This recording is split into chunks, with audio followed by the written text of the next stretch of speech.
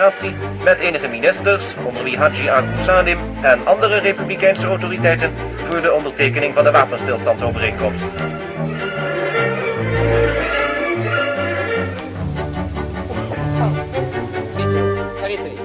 There remains the fact, the very existence of the Republic, and therefore also the lasting.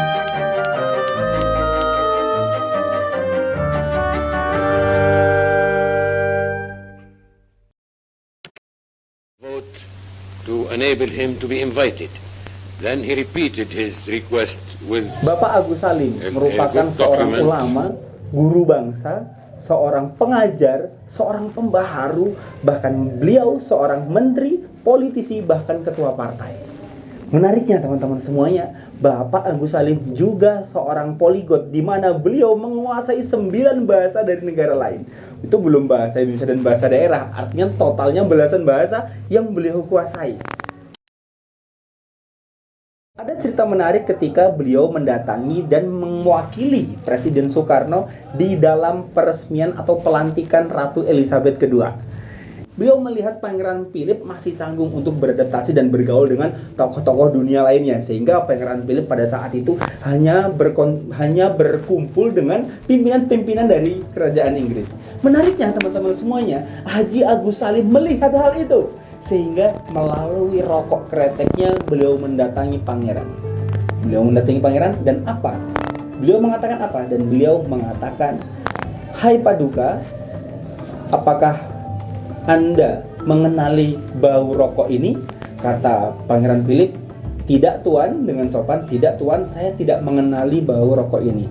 Kata Agus Salim lanjutnya adalah, "Rokok inilah, bau rokok inilah, dan bahan rokok inilah yang membuat bangsa Anda berbondong-bondong menuju negara kami." Lantas Pangeran Philip tertawa dan kemudian bisa berbaul dan mengingatkan beliau bahwa di situ banyak tokoh-tokoh dunia lainnya yang sedang berkumpul di sekitarnya. Jadi beliau, Pangeran Philip, langsung menuju yang lain-lain, langsung mendatangi dan langsung berbaur dengan pimpinan tokoh negara lain. Inilah yang dinamakan diplomasi kretek ala Haji Agus Salim.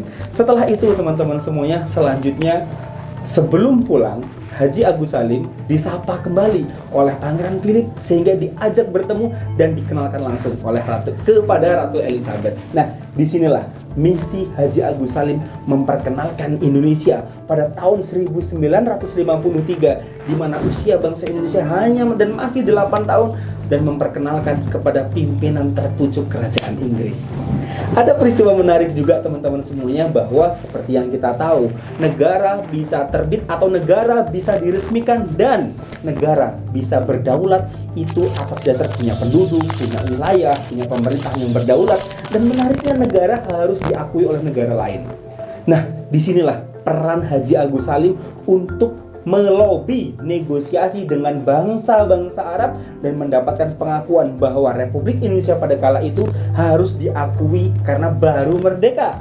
Nah, hal ini terjadi pada tahun 1947 dan Haji Agus Salim berhasil mendapatkan dukungan dan berhasil mendapatkan pengakuan dari bangsa-bangsa Arab, Arab Saudi, Mesir, Lebanon, Irak, dan Suriah. Tentu teman-teman semuanya, tokoh yang satu ini, bapak bangsa yang satu ini, guru bangsa yang satu ini luar biasa banget kepentingan dan luar biasa banget jasanya untuk Indonesia, pada khususnya negosiasi-negosiasi dengan bangsa luar negeri. Dan menariknya, hal ini bukan hanya terjadi sekali, bukan hanya terjadi 2 kali, bahkan ketika sidang umum PBB, counter attack dari Haji Agus Salim Sultan Syahrir dan kawan-kawan mampu menaklukkan sidang PBB dan pulang dengan membawa dan mengharumkan nama bangsa. Contohnya lain, perjanjian Renville, Linggarjati, ILO di Jenewa, dan lain-lain merupakan bukti nyata bahwa keberhasilan serta jasa Haji Agus Salim sungguh sangat luar biasa.